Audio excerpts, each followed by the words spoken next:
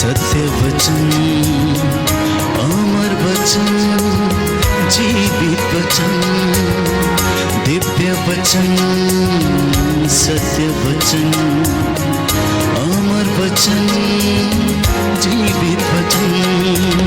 साई दा बामा बनी दा बामा बगरे रे सा रे सा रे सा रे सा। दिव्य वचन, सत्य वचन, अमर वचन, जीवित वचन, दिव्य वचन, दिव्य वचन।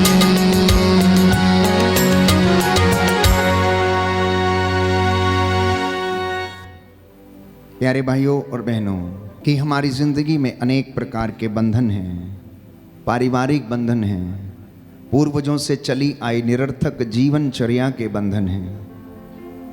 क्योंकि जिंदगी में कभी परमेश्वर के वचन को तवज्जो नहीं दी, मतलब महत्व नहीं दिया, उस वचन को समझा ही नहीं कि उसकी ताकत क्या है,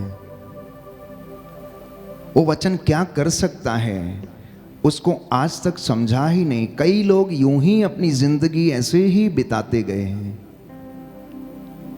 ऐशो आराम की जिंदगी, महखानों में जाना, पिकनिक में जाना, सुबह शाम दोपहर birthday party, cabaret dance, DJ पर नाचना, शाम को नशे में पड़ जाना और सो जाना, मारना पीटना, लड़ाई झगड़ा करना, पति पत्नी में सुबह से लेकर शाम तक कुड़ होते रहना, यूं ही पूरी जिंदगी बिता दी, लेकिन उनकी जिंदगी में कोई बदलाव नहीं आया। उनके बच्चों के जो फल उन्होंने देखे वो भी कड़वे मिले, क्योंकि आज तक उन्होंने कभी कलीसिया के संस्कारों के विषय में जानने की कोशिश नहीं की, जाना तो समझने की कोशिश नहीं की, अगर समझा तो उसे अनुभव नहीं किया, और अब उसका फल अपनी जिंदगी में देख रहे हैं। कुछ लोगों के घर पैसों के लालच में उजड़ गए हैं, तो कुछ लोगों के घर गलत संबंधों की वजह से उजड़ गए हैं, तो कुछ लोगों के घर प्रभु में श्रद्धा नहीं होने के कारण उजड़ गए हैं, तो कुछ लोगों के घर शक की वजह से उजड़ गए हैं, कुछ लोगों ने अन्याय बोया है तो इसलिए वो अन्याय बोने के कारण अब विपत्ति लुन के बैठे हैं, तो कुछ लोगों ने दूसरों के घर को बर्बाद करने का ठान लिया है, इसलिए अब उनके ही घर बर्बाद हो रहे, लेकिन अभी भी वो जानते नहीं हैं, समझते नहीं हैं। आज का ये दिन बहुत महत्वपूर्ण है।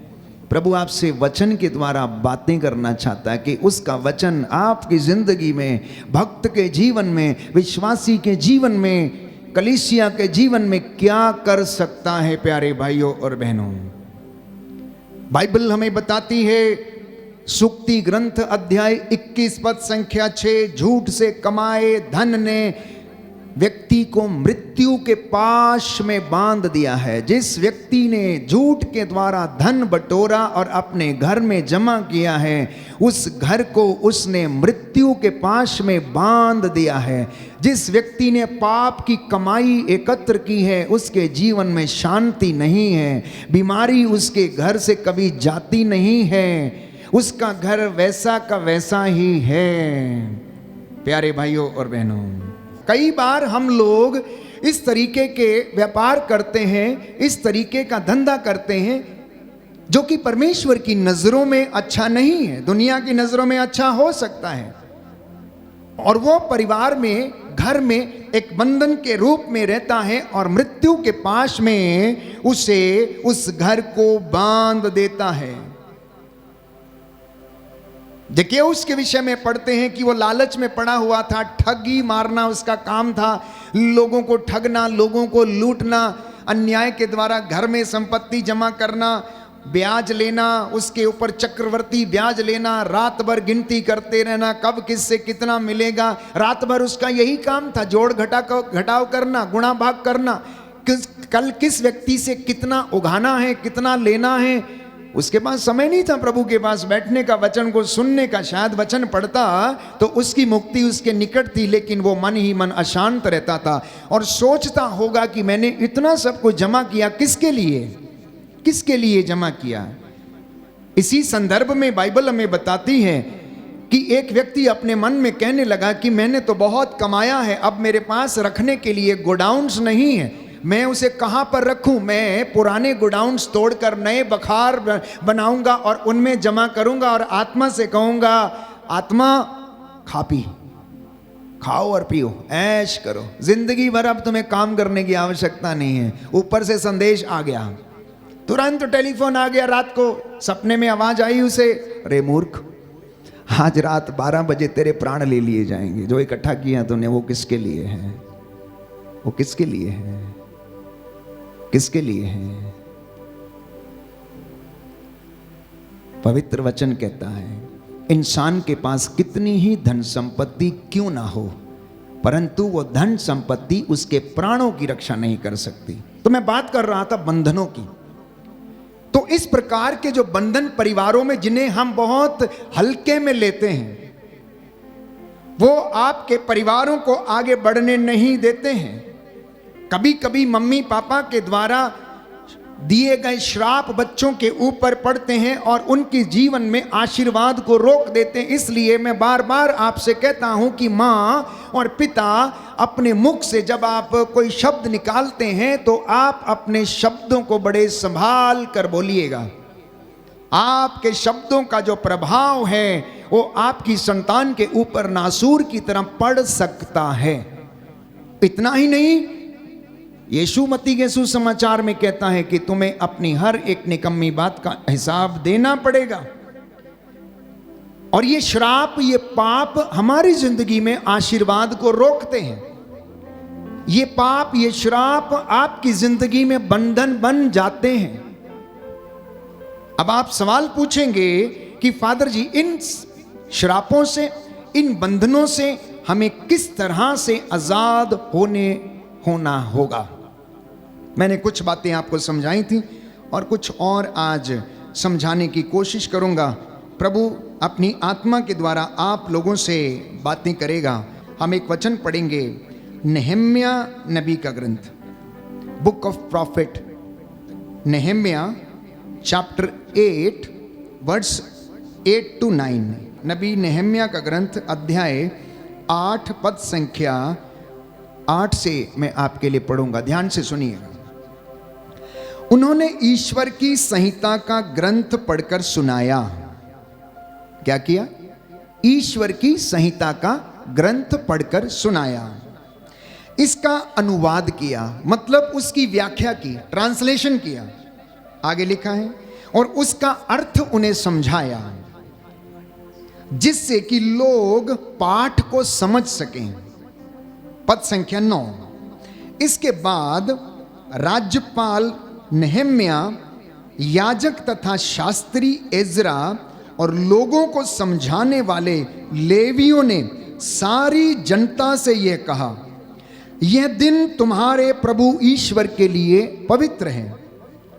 उदास होकर मत रो, क्योंकि सब लोग संहिता का पाठ सुनकर रोते थे।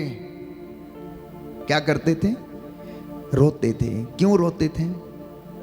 क्योंकि वो वचन उनसे स्पष्ट रूप से बातें कर रहा था, उनके हृदयों को भेद रहा था।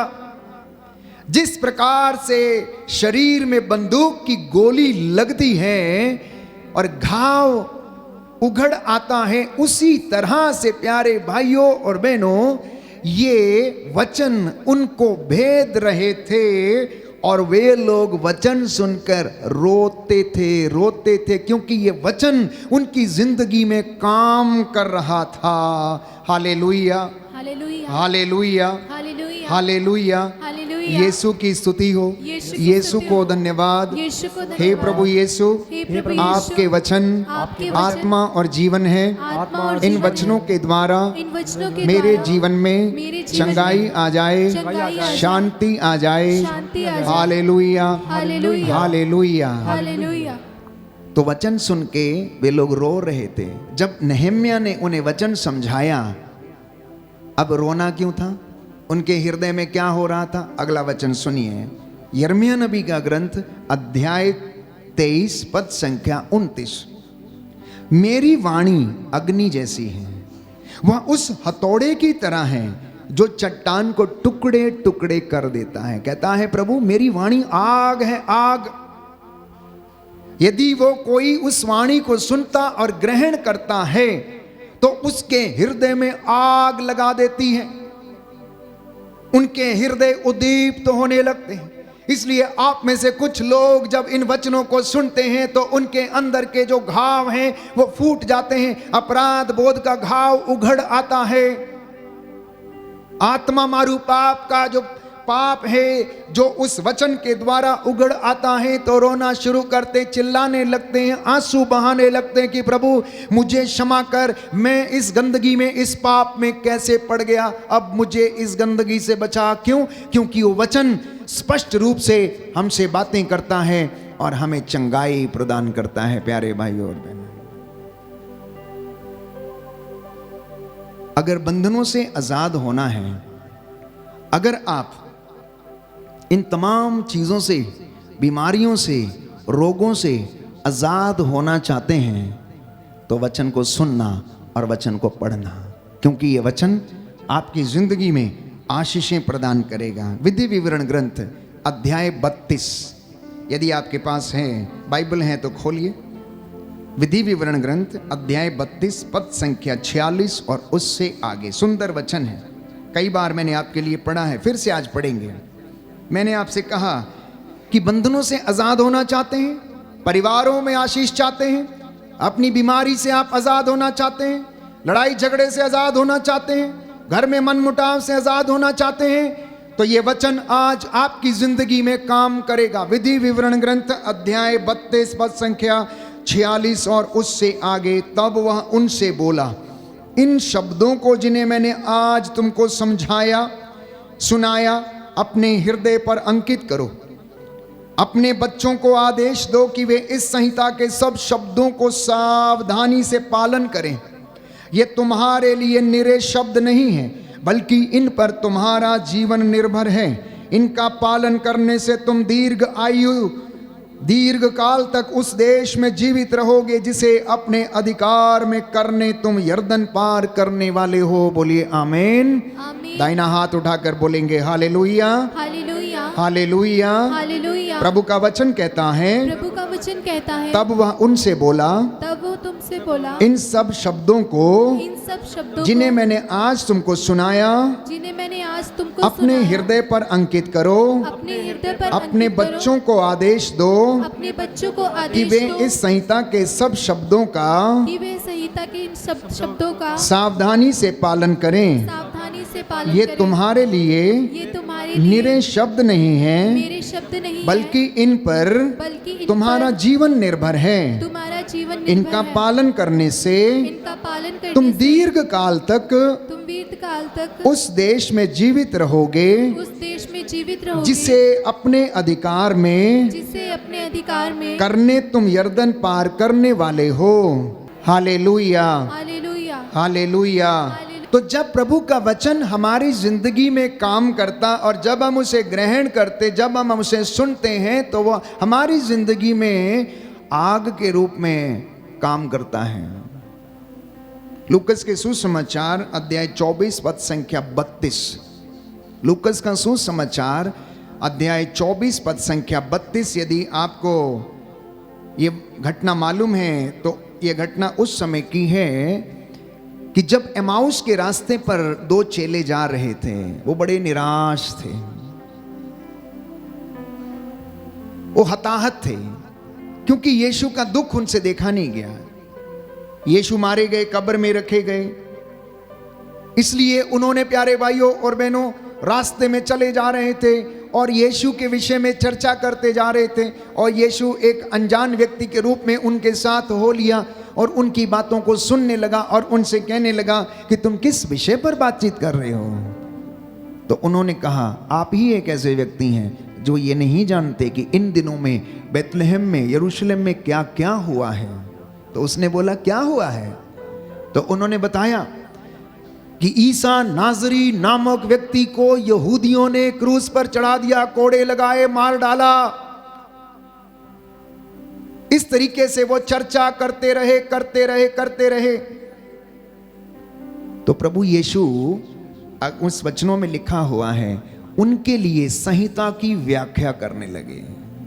संहिता की, जब तक चेले बोल रहे थे कुछ नहीं हो रहा था, लेकिन जैसे ही आप पढ़ेंगे लूकस का सुसमाचार अध्याय 24 पद संख्या 32 में, कि जैसे ही यीशु ने उनके लिए संहिता के शब्दों की व्याख्या करनी शुरू की तो उनके हृदय उद्दीप्त होने लगे और वो कहने लगे कि जब वो हमसे बातें कर रहे थे तो उस वक्त हमारे हृदय उद्दीप्त हो रहे थे, मतलब जल रहे थे, अंदर ही अंदर हमें कुछ हो रहा था। प्यारे भाइयों और बहनों, ये है वचन का सामर्थ्य। मैंने आपके लिए एक वचन पढ़ा नहम्याह नबी के ग्रंथ से, कि जब नहम्याह ने लोगों को वचन सुनाया तो लोग रोते रहे, आंसू बहाते रहे। वचन के द्वारा उनके जीवन में शांति आई, चंगाई आई और उन लोगों ने अपने जीवन में प्रभु की शिक्षा को स्वीकार किया। हालेलुया, हालेलुया, हालेलुया, हालेलुया। यीशु की स्तुति हो, यीशु की स्तुति यीशु हो, को धन्यवाद, यीशु को धन्यवाद, यीशु की आराधना हो, यीशु की आराधना हो, यीशु की महिमा हो, यीशु की महिमा यीशु हो, को धन्यवाद। यीशु को धन्यवाद। आजकल आपके घरों में और आसपास हम देखते हैं कि आपके बेटे और बेटियां बहुत जल्दी भटक जाते हैं, प्रलोभन में पड़ जाते हैं, बंधनों में पड़ जाते हैं और मम्मी पापा परेशान होते हैं कि इनसे कैसे निकाला जाए। बहुत सारे नौजवान पूछते हैं कि फादर जी क्या किया जाए, कैसे इस घटना से, कैसे इस परेशानी से, प्रलोभन से हम बाहर निकलें। तो उसके विषय में पवित्र वचन ये कहता है, स्तोत्र संख्या 119 पद संख्या 6 से मैं आपके लिए पढ़ूंगा। यदि मैं तेरी आज्ञाओं का ध्यान करता रहूंगा तो मुझे कभी हताश नहीं होना पड़ेगा। यदि मैं तेरी आज्ञाओं का ध्यान करता रहूंगा तो मुझे कभी हताश नहीं होना पड़ेगा। मैं तेरे न्याय संगत निर्णयों का अध्ययन करते हुए निष्कपट हृदय से तेरी स्तुति करता रहूंगा। मैं तेरे आदेशों का पालन करता हूं, तू कभी मेरा परित्याग न कर।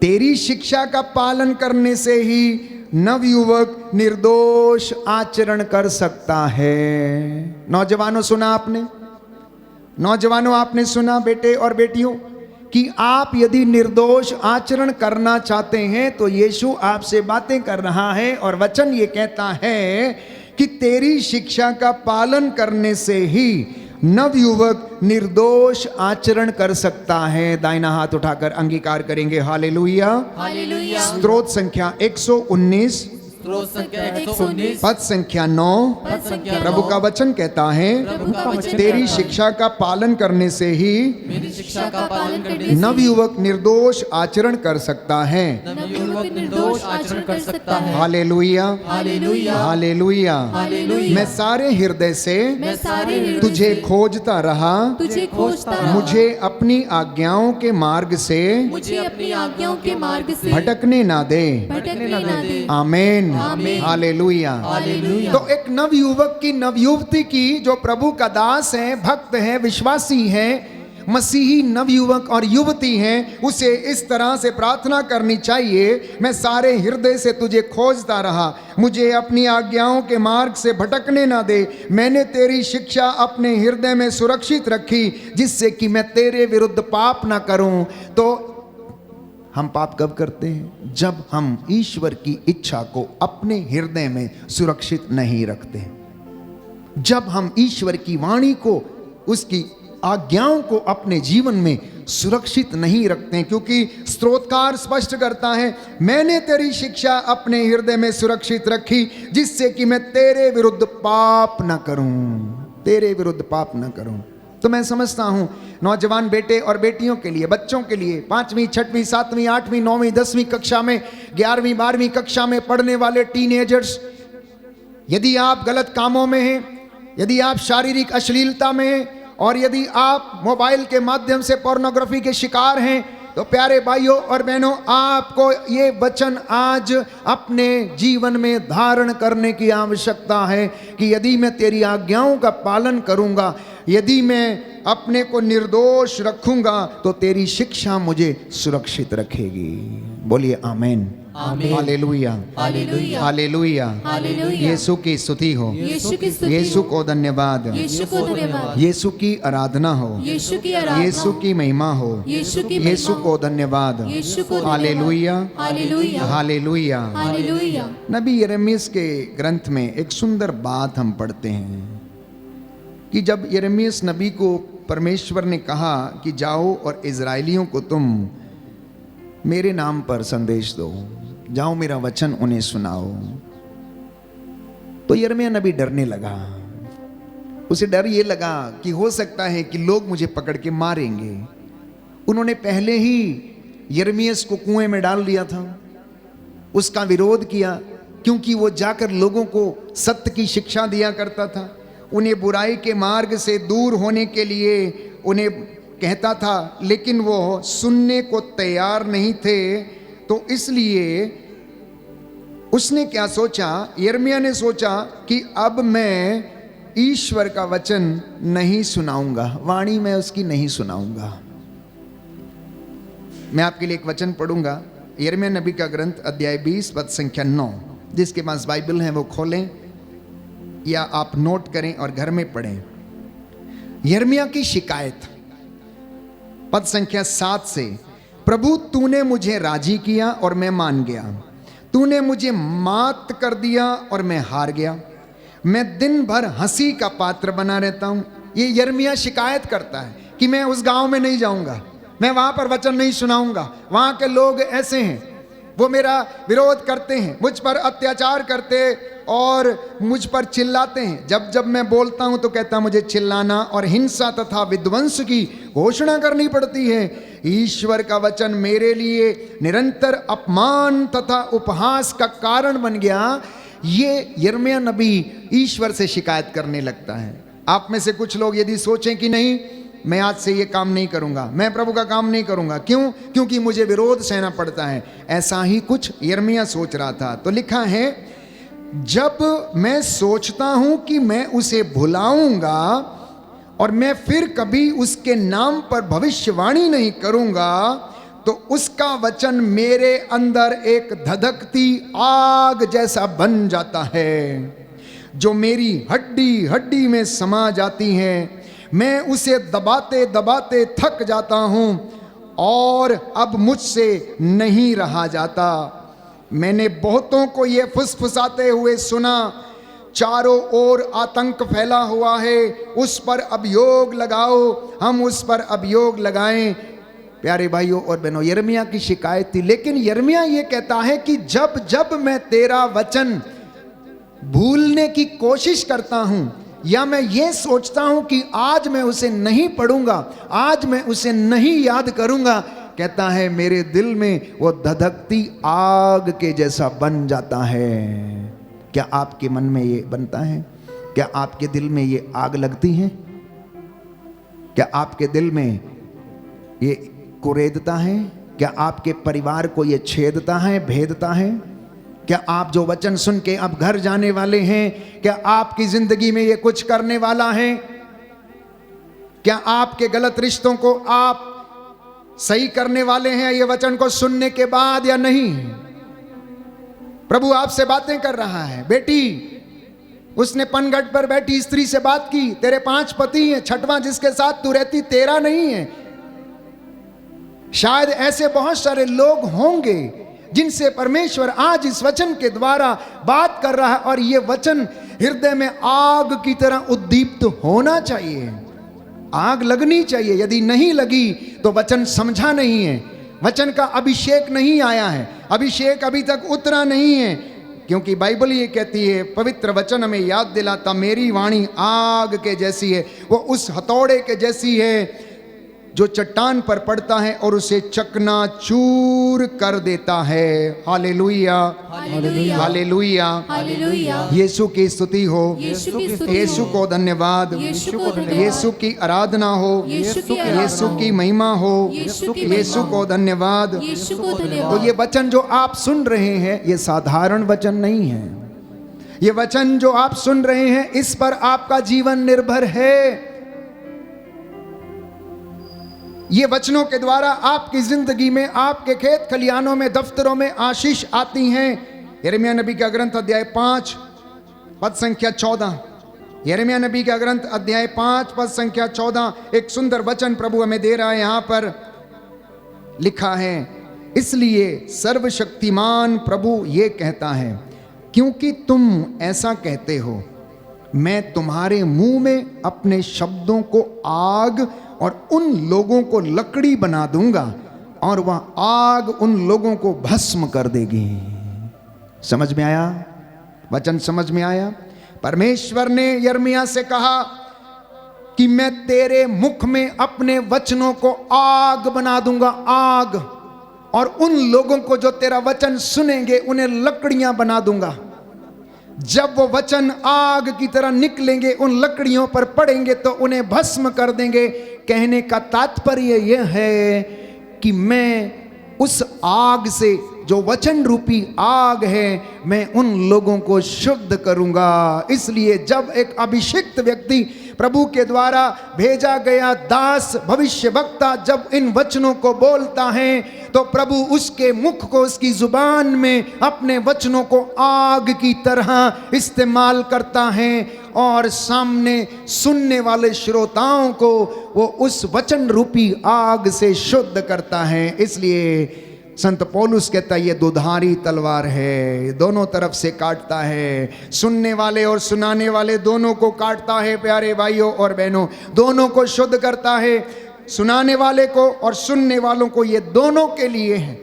इसलिए आज जब आप इस वचन को ग्रहण करते हैं तो अपना जीवन परिवर्तित करने की कोशिश कीजिए, अपने रास्तों को बदलने की कोशिश कीजिए, पति पत्नी आपस में प्रेम करने की कोशिश कीजिए। प्रभु जानता है, प्रभु जानता है कि आपके रिश्तों के विषय में, प्रभु जानता है आपके संबंधों के विषय में, प्रभु जानता है आपके परिवारों की हकीकत, प्रभु जानता है आपकी आर्थिक तंगियां, प्रभु जानता है आपके रोग, आपके कष्ट, आपकी परेशानियां, आपकी चिंताएं, सब कुछ जानता है। लेकिन याद करिए, वो आपको भूखा नहीं रखता है, किसी को भूखा नहीं रखता, उत्तम गेहूं से खिलाता है। आप में से कोई भी ऐसा नहीं है जो उत्तम गेहूं नहीं खाता है। कोई है ऐसा जो उत्तम गेहूं नहीं खाता है? बाइबल ये कहती है कि प्रभु हमारे खेत की फसल को आशीर्वाद देता है, अंकुरों को आशीर्वाद देता है, फसलें लहलहाती हैं और अपने दासों को, भक्तों को, विश्वासियों को वो उत्तम गेहूं से खिलाता है। और नवयुवक निर्दोष आचरण कैसे करता है? अगर वो ईश्वर की आज्ञाओं का पालन करता है तो वह निर्दोष आचरण करता है। इसलिए इन शब्दों को आप हल्के में नहीं लेना, इन पर आपका जीवन निर्भर है। In fact they are your life. ये वचन आपका जीवन है। इसके विषय में यीशु ने कहा यूहन्ना के सुसमाचार अध्याय 6 पद संख्या 63 में कि जो शिक्षा मैंने तुमको दी है वो आत्मा और जीवन है, वो आत्मा और जीवन है। यूहन्ना का सुसमाचार अध्याय 6 पद संख्या 63 में हम पढ़ते हैं कि जो शिक्षा मैंने तुम्हें दी है वो आत्मा और जीवन है, और इस शिक्षा के द्वारा तुम शुद्ध हो गए हो। बोलिए आमीन, आमीन, हालेलुया, हालेलुया, हालेलुया। हालेलुया। यीशु की स्तुति हो, यीशु की स्तुति यीशु हो, को धन्यवाद, यीशु को धन्यवाद, यीशु की आराधना हो, यीशु की आराधना यीशु हो, की महिमा हो, यीशु की महिमा यीशु हो, को धन्यवाद, यीशु को धन्यवाद, हालेलुया। हालेलुया। प्रभु का वचन कहता है प्रभु का वचन कहता है, आत्मा ही जीवन प्रदान करता है, आत्मा ही जीवन प्रदान मांस करता से है। कुछ लाभ नहीं होता। मांस से कुछ लाभ नहीं होता। मैंने तुम्हें जो शिक्षा दी है मैंने जो तुम्हें वो शिक्षा दी आत्मा है, और जीवन है। वो आत्मा और जीवन है। हालेलुया। हालेलुया। फिर भी तुम लोगों में से फिर भी तुम लोगों में अनेक से लोग अनेक लोग विश्वास नहीं करते। विश्वास नहीं करते। क्या आप विश्वास करते हैं? जो आपने सुना है ये सत्य है? क्या आप विश्वास करते हैं? बोलिए हाँ या ना, बोलिए हाँ या ना। कितने लोग विश्वास करते हैं? हाथ खड़ा करिए। तो अंगीकार करना है, क्योंकि जो अंगीकार करता है मुख से और हृदय से स्वीकार करता है वो शिफा पाएगा, उद्धार पाएगा। आज अगर आपने सुना है तो आपने पुराने जीवन को छोड़ना होगा, गलत संबंधों को त्यागना होगा। चोरी अगर कोई करता है तो चोरी करना छोड़ना होगा, झूठ कोई बोलता है तो झूठ बोलना छोड़ना होगा। तब ये वचन आपके जीवन में अभिषेक का कारण बन जाएगा। आपके बच्चे उन्नति पाएंगे, दर दर ठोकरें नहीं खाएंगे, दर दर नहीं भटकेंगे। इस तरीके से आप पूर्वजों से चली आई निरर्थक जीवनचर्या के बंधनों को जीवन से कैंसल कर सकते हैं, डिस्कनेक्ट कर सकते हैं। वो पुराना तंद जो अभी तक पूर्वजों से चली आई निरर्थक जीवनचर्या का आपकी जिंदगी से जुड़ा हुआ है, आप उससे अपने आप को आजाद कर सकते हैं यदि इन वचनों को आप ग्रहण करेंगे तो। प्यारे भाइयों और बहनों, वचन जरूर पढ़ा करें। भले ही आप एक अध्याय पढ़ें, लेकिन आप जरूर पढ़ें। भले ही आप ऐसे ही पढ़ते जाएं, पर जरूर पढ़ें। जब मैं छोटा था, पढ़ते थे तो हमें समझ में नहीं आता था। यहां तक कि हमारे गुरुकुल में जब हम पढ़ते थे तब भी हमें समझ में नहीं आता था, क्योंकि हम उसको एक रूटीन तौर पर पढ़ते थे। क्योंकि हमें पढ़ना था, परीक्षाएं देनी थी, इसलिए हम पढ़ते थे। और बहुत समय तक ऐसे ही चलता रहा। अब भी बहुत सारे लोग हैं जो वचन पढ़ते हैं लेकिन समझ में नहीं आता है। जानते हैं क्यों नहीं आता है? क्योंकि बाइबल ये कहती है, जो श्रद्धा पूर्वक प्रभु की वाणी पर ध्यान नहीं देता वो उसके समझ में नहीं आता है। तो पहले हम पढ़ते थे मात्र ठीक वैसे जैसे एक विद्यार्थी पढ़ता था, लेकिन अब हम पढ़ते हैं भक्ति के साथ, अब हम पढ़ते हैं श्रद्धा के साथ, अब हम पढ़ते हैं आत्मा की अगुवाई में। अब हम कहते हैं कि आत्मा हमें पढ़ना सिखाइए, हमें समझना सिखाइए, ज्ञान का वरदान दीजिए, वचन की व्याख्या हमारे लिए कीजिए। और जब आप ऐसा करने लगते हैं तो वचन, प्यारे भाइयों और बहनों, आपकी जिंदगी में काम करना शुरू कर देता है और आप उन्नति पाने लगते हैं और आपके जीवन में अभिषेक आना शुरू हो जाता है। बोलिए आमेन, हालेलुया, हालेलुया, हालेलुया। कुछ वचनों को आपके सामने पुनः मैं रखना चाहूंगा। स्त्रोत संख्या 107 में हम पढ़ते हैं, प्यारे भाइयों और बहनों, बाइबल हमें बताती है कि तूने अपनी वाणी भेजकर उनका उद्धार किया है। तूने अपनी वाणी भेजकर उनका उद्धार किया है। लिखा है, कुछ लोग अपने कुकर्मों के कारण बीमार पड़ गए थे। स्तोत्र संख्या 107 पद संख्या 17 और 20। कुछ लोग अपने कुकर्मों के कारण बीमार पड़ गए थे, वे अपने पापों के कारण कष्ट झेल रहे थे। पद संख्या 20, उसने अपनी वाणी भेजकर उन्हें स्वस्थ किया और कब्र से उनका उद्धार किया। पद संख्या 28, उन्होंने अपने संकट में प्रभु की दुहाई दी और उसने विपत्ति से उनका उद्धार किया। बोलिए आमेन, हालेलुया, हालेलुया। मत्ती का सुसमाचार अध्याय 8 पद संख्या 8 में एक शतपति यीशु के पास आता है और कहता है कि प्रभु, मैं इस योग्य नहीं कि तू मेरे घर में आए, मैं गरीब आदमी हूं, मैं पापी हूं, मैं इस लायक नहीं कि तू मेरे घर में आए, आप तो महान हैं, मैं इस योग्य नहीं हूं। आप यहीं से एक शब्द कह दो और मेरा दास सेवक चंगा हो जाएगा। एक शब्द यहीं से कह दो, उस शब्द में इतनी ताकत थी। मत्ती के सुसमाचार अध्याय 8 पद संख्या 8 में पढ़ते हैं और उसी अध्याय में पद संख्या 16 में, प्यारे भाइयों और बहनों, प्रभु का वचन हमें बताता है। मत्ती का सुसमाचार अध्याय 8 पद संख्या 16। जिनके पास बाइबल है खोलें या नोट करें, घर में जाके आप पढ़ेंगे कि प्रभु हमसे किस तरह से बातें करता इन वचनों के माध्यम से। मत्ती का सुसमाचार अध्याय 8 पद संख्या 16 और उससे आगे कि संध्या होने पर बहुत से अपदूतग्रस्तों को ईसा के पास लाया गया। ईसा ने शब्द मात्र से अपदूतों को निकाला। किससे निकाला? शब्द मात्र से, वचन के द्वारा, किसी दूसरी चीज से नहीं, औषधि से नहीं, किसी चीज से नहीं, शब्द मात्र से उन्होंने अपदूतों को निकाला, डांटा, ए गूंगे बहरे की आत्मा, ए दुष्ट आत्मा, मैं तुझसे आदेश देता हूं, तुझे आदेश देता हूं कि इससे निकल जा और इसमें कभी नहीं घुसना। इस तरीके से वो अधिकार के साथ शिक्षा देते और वो बोलते थे। प्रभु ने कहा उत्पत्ति ग्रंथ में ऐसा हो जाए, ऐसा हो गया। उसने कहा सूर्य बन जाए, सूर्य बन गया। कोड़ी से उसने कहा मैं चाहता हूं कि तुम शुद्ध हो जाओ, तो वो शुद्ध हो गया। अंधे से उन्होंने कहा तुम्हारे विश्वास ने, जैसा तुमने विश्वास किया था वैसा तुम्हारे साथ हो गया है, तुम्हें चंगा किया है। प्यारे भाइयों और बहनों, बाइबल हमें बताती है, यशायाह नबी का ग्रंथ अध्याय 66 पद संख्या 2, कई लोग जो ये कहते हैं कि हमारी जिंदगी में कुछ नहीं होता है, चमत्कार नहीं होते हैं, लोग चंगे नहीं होते हैं, मैं बड़ा बीमार हूँ, मेरी माँ बड़ी बीमार है और मैं कष्ट में हूँ, मैं पीड़ा में हूँ, प्रभु मुझे प्यार नहीं करता है, मेरे प्रभु मुझसे ये काम नहीं करता, ऐसा नहीं करता, अनेक प्रकार के उनके जीवन में शिकायतें हैं। बाइबल कहती है यशायाह नबी का ग्रंथ अध्याय 66 पद संख्या 2, मैं उन लोगों पर कृपा दृष्टि करता हूँ जो श्रद्धा पूर्वक मेरी वाणी को सुनते हैं। बोलिए आमीन।